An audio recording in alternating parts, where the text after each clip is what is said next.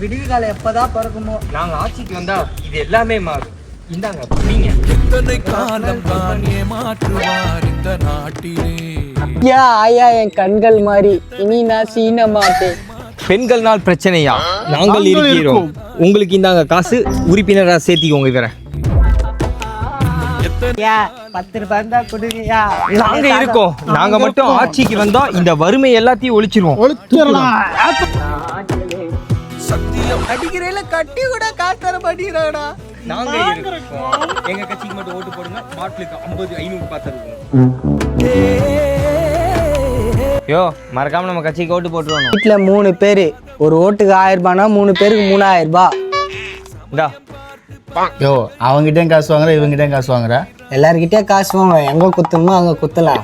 கொள்ளை அடிக்கிறார் பட்டனை போலவே பகல் வேஷம் காட்டி பாமர மக்களை வலை மாட்டி